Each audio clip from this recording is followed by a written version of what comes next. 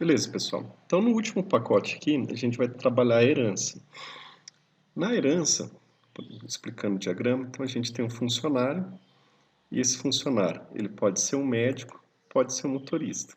Então, o médico ele vai herdar as características de funcionário, então ele vai ter uma chave e um nome, e o motorista também vai ter um ID e um nome, certo? Além disso, por exemplo, o médico vai ter o ID, o nome e o CRM dele, e o motorista vai ter o ID, o nome e a CNH. Bom, aqui é só por questões de exemplo, poderia ter muito mais outros atributos aqui e funcionalidades. E essas classes, médico e motorista, por exemplo, poderiam estar sobrescrevendo algum comportamento da classe mãe, ok? Bom, vamos lá. Então, vou criar o pacote herança aqui no meu projeto. Então, lá no NetBeans, eu já tenho os pacotes one-to-one, one-to-many, man-to-many, e agora a gente vai criar um novo pacote, que é a herança. Então, model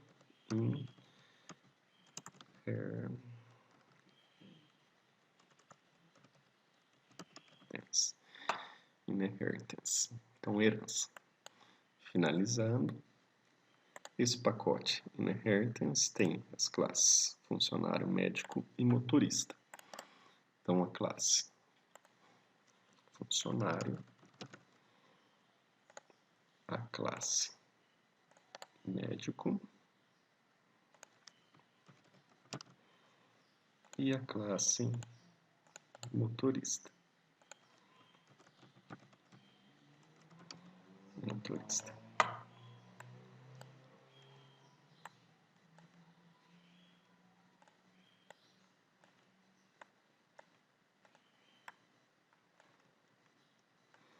Bom, na classe funcionário, nós temos os atributos ID e nome.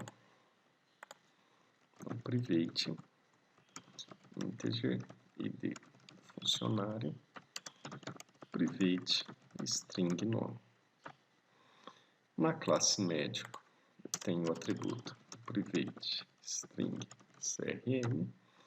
E na classe motorista, eu tenho o atributo private, string, CNH. Certo? Então, CRM, CNH, ID funcionário, nome. Muito bem. Quando a gente trabalha com herança, algumas pessoas preferem usar, em vez de private, protected. Qual que é a diferença do private e do protect? O private ele é privado para qualquer classe, então só a classe funcionário consegue manipular o atributo nome. Com o protect, ele vai se tornar privado para as outras classes, mas as classes filhas conseguem manipular o atributo diretamente, certo? Nesse caso aqui eu vou deixar private mesmo, porque eu vou ter métodos de acesso e através dos métodos de acesso as próprias filhas também conseguem manipular aqueles atributos, certo? Bom, feito isso daí, eu vou gerar aqui, ó, getSetter, inserir código, getSetter. A mesma coisa para o médico, botão direito, inserir código, getSetter.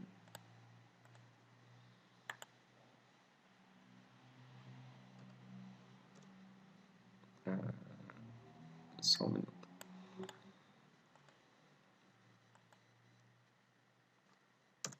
E aqui a mesma coisa, inserir código, getSetter. Certo? Então, gerei os getSetter para todos os atributos. E aí como que funciona?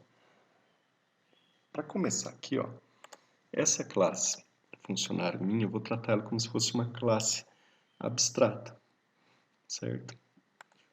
Tem aqui abstract true.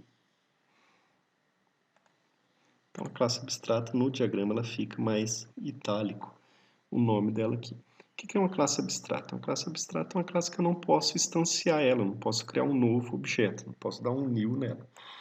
Então, no meu banco de dados eu não vou ter funcionários, eu vou ter ou médicos ou motoristas, certo?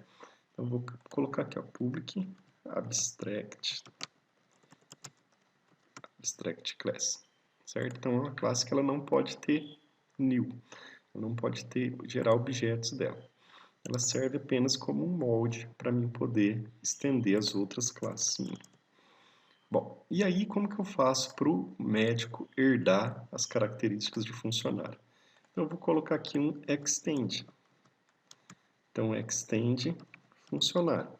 Ou seja, o médico estende as funcionalidades, as características de funcionário. Então, ele é uma extensão, uma ampliação. Ou seja, ele é um funcionário, só que com extensão, com melhorias. Então, quais seriam as melhorias? Quais seriam as mudanças aí? Então, o funcionário tem esses atributos e o médico tem tudo que tem o atributo, só que ele estende adicionando mais esse atributo aqui, certo? Então, é o que a gente chama de herança. Em motorista, a gente tem a mesma coisa. Então, o motorista estende o funcionário. Então, ele acrescenta mais características no funcionário.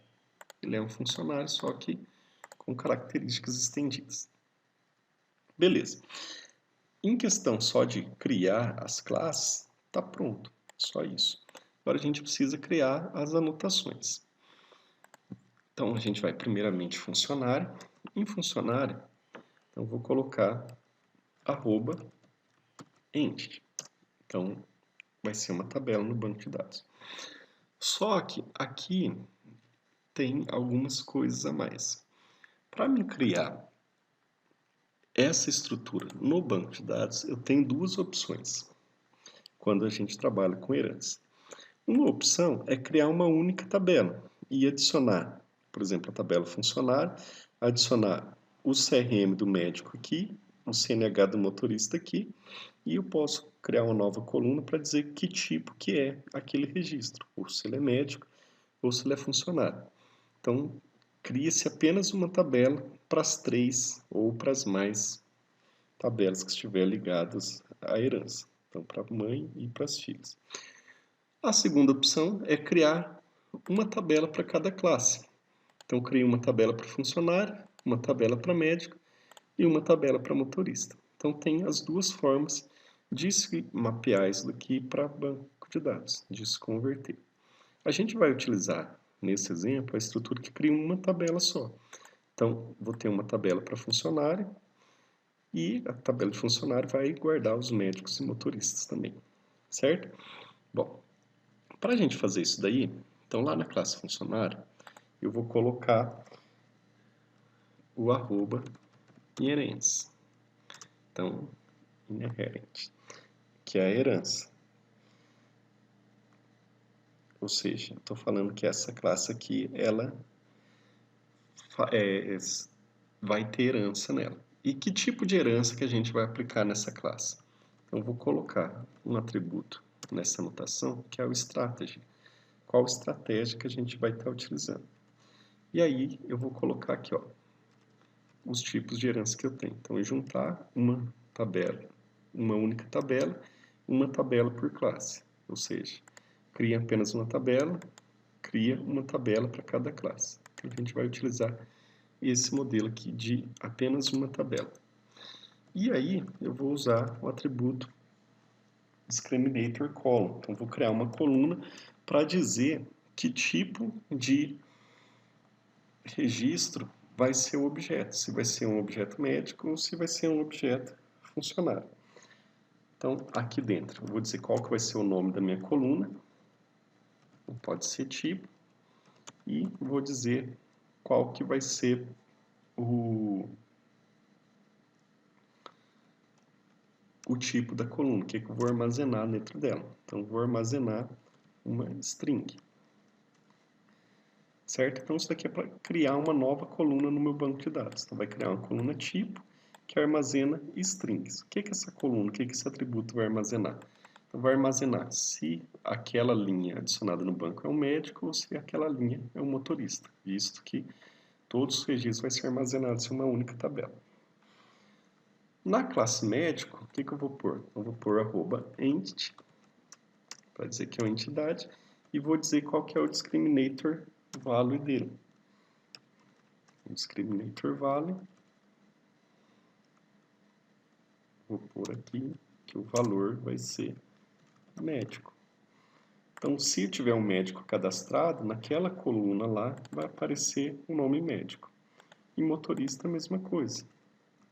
Então, arroba entity, arroba discriminator value, motorista. Certo? E aí a gente fecha os 4 modelos que a gente pode estar trabalhando. Bom, aqui...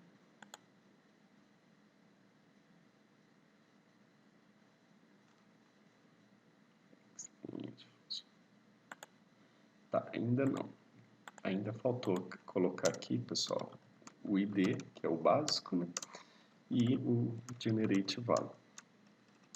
Toda classe precisa ter isso daí. Na médico e no motorista não precisa por questões de herança mesmo. Ele estava reclamando naquela hora, mas aí como eu adicionei na classe médico, aliás, na classe funcionário, tanto o médico quanto o motorista recebeu aquelas informações, certo? Então, entidade, qual que é o tipo de herança que eu vou estar aplicando? Então, uma herança que vai utilizar apenas uma tabela para armazenar tudo. Qual que é a coluna que eu vou utilizar para identificar os objetos, certo? E nas outras entidades filhas, classes filhas, eu só coloco qual que é o valor que vai ser armazenado na coluna tipo. Bom, então essa aula se encerra por aqui. Nas próximas aulas a gente vai começar a trabalhar com as interfaces gráficas para armazenar os dados desses pacotes que a gente criou.